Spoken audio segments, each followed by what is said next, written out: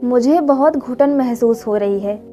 ऐसा लग रहा है कि मैं अनाथ हो गया हूँ और सब मुझे छोड़कर चले गए। नमस्कार दोस्तों, आपकी सोनल चैनल में आपका स्वागत है। तो दोस्तों, आज की कहानी जो मैं सुनाने जा रही हूँ वो मैंने रेडिट से ली है।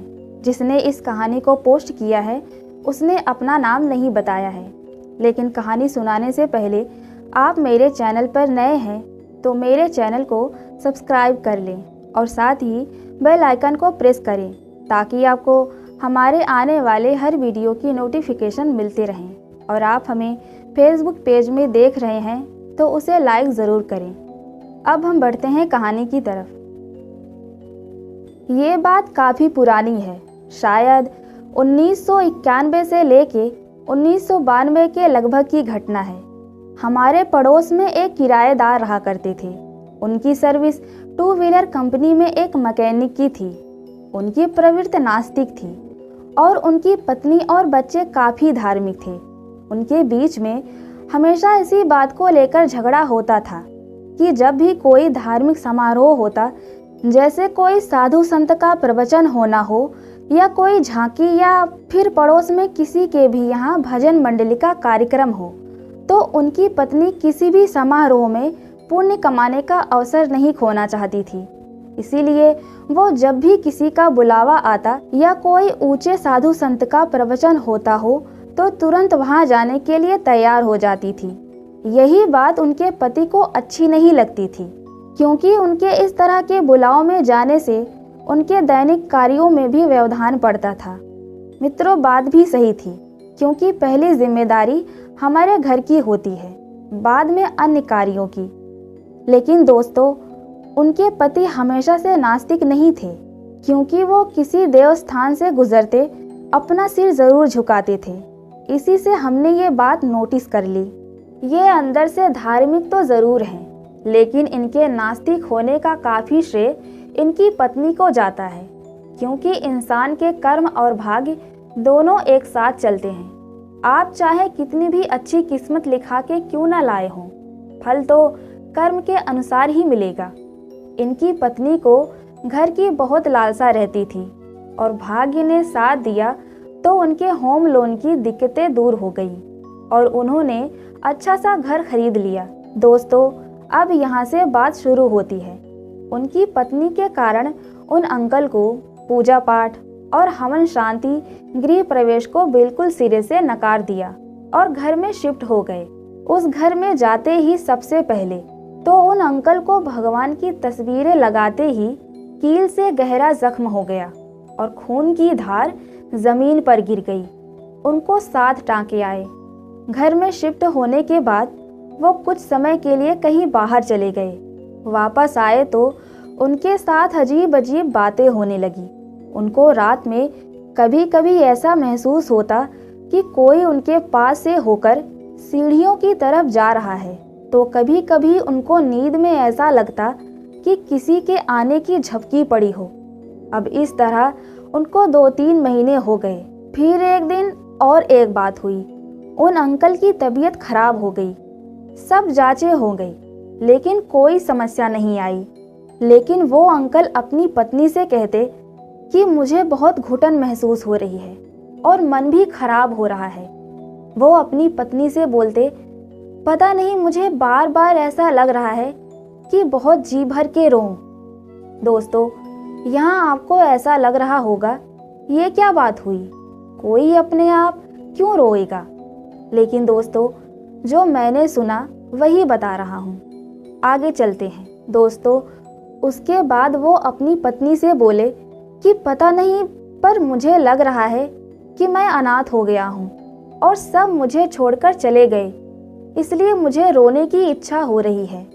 उनकी पत्नी बोली, ये क्या बोल रहे हो, कहाँ सब चले गए, ऐसी बातें क्यों कर रहे हो?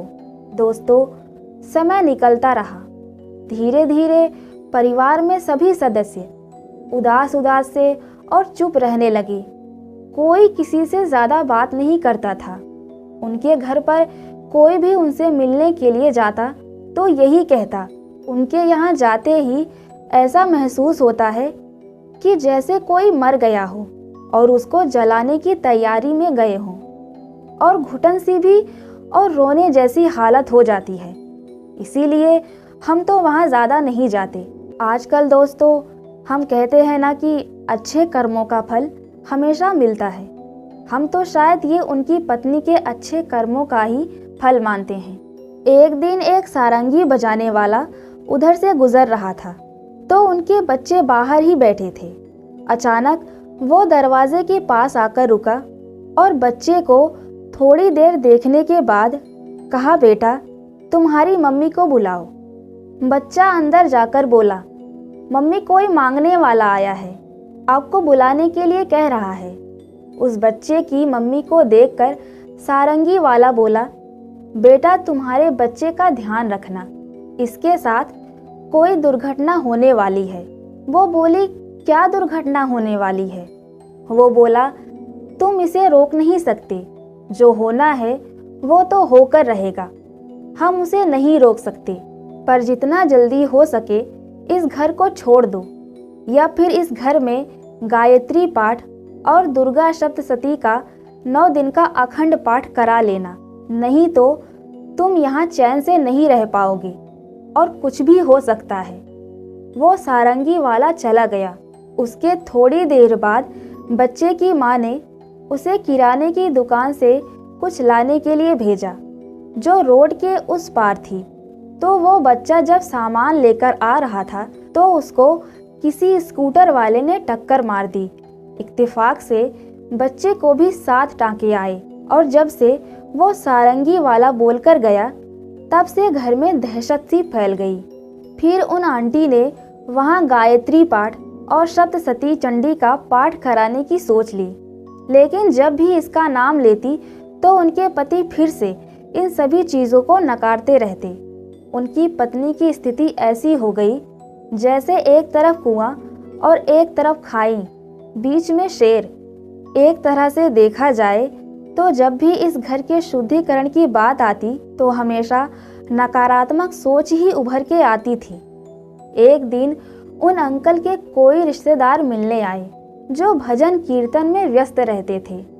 जब वो जाने लगे तो वो बोले, तुम ये घर जल्दी से छोड़ दो, नहीं तो कुछ भी हो सकता है। मुझे यहाँ कुछ अच्छा नहीं लग रहा है। फिर काफ़ी जनों की राय लेने के बाद उनको वो घर छोड़ना ही पड़ा। फिर कुछ महीनों बाद वो आंटी एक बुजुर्ग महिला से बात कर रही थी तो बातों बातों में उस घर का जिक्र चला। तो उन बुजुर्ग महिला ने बताया कि यहाँ पर एक लड़की छत से गिर गई थी और दूसरा परिवार जब रहने आया तो एक दिन घर में करंट फैलने से 7 लोग एक साथ मर गए थे। दोस्तों, आज की कहानी आपको कैसी लगी? अच्छी लगी हो तो लाइक करें, शेयर करें और कमेंट बॉक्स में जाकर कमेंट ज़रूर करें। और आपकी ज़िंदगी में भी ऐसी सच्ची घटना हुई है तो आप हमारे साथ ज़रूर शेयर कीजिए। तो मैं मिलती हूँ आपसे अगले वीडियो में। हरि ओम।